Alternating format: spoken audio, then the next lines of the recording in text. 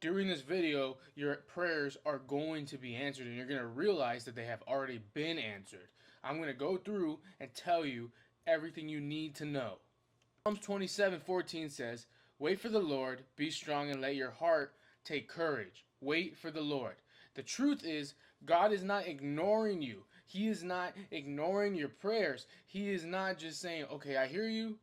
Let me not listen." There is some cases where your prayers will be ignored if you have something left at the altar. But with this, think about it as a seed being planted. When you plant a seed and you're starting a garden, the garden obviously has time to grow and it needs time to grow. It doesn't just grow overnight. You have to continuously water it, and you continuously need to be patient for that garden to grow. It's not going to happen overnight. The same thing happens in this one step of prayer out of the four that I'm going to tell you.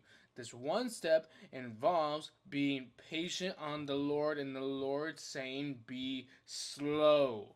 Slow meaning that this is going to be used to develop you and to give you patience. This is going to be used as how long will you truly wait on the Lord? Moses waited for 40 years. Jesus waited for 30 years. And there's so many other examples that say to wait on the Lord and be faithful to a Lord who is already faithful to you. So you need to ask yourself, are you being impatient and trying to rush this process, or are you trusting in the Lord and what He is saying is it's time to slow down and wait on me? Are you waiting or are you rushing? Now we're moving into the next step of an answered prayer. I want you to ask yourself, when you were little, do you think you would be able to handle working as a store manager? 8-year-old working as a store manager, do you think that's possible? Do you think a 8-year-old would be able to handle all those responsibilities and be able to hold it? It's like holding this, and then you ask me to hold this, and then you ask me to hold this. Eventually, I can't hold it anymore.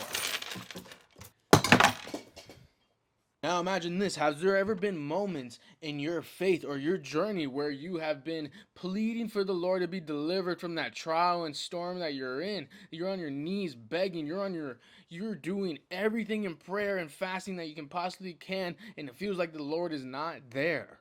Why is He not there? James 1 2 to 4 says, "Consider it pure joy, my brothers and sisters, whenever you face trials of many kinds, because you know that the testing of your faith produces perseverance. Let perseverance finish its works, so that you may be mature and complete, not lacking anything." What does that mean? It means that God is using this to grow you, to grow your character. He does not care about your comfort. He cares about your character. And He is going to put this in front of you and deliver you in a way where it grows you into the purpose of His will. So you need to sit and have faith and understand that the Lord is not ignoring you. He has already answered you by telling you that I'm going to use this to grow you, to give you more opportunities in your own life, to bring you up, to exalt you, not to be praised or have glory, but to give praise and glory to Him for growing you in this situation. Now we get into this. There's been moments where you pray and it's been just complete silence. This is the most obvious one out of all of them.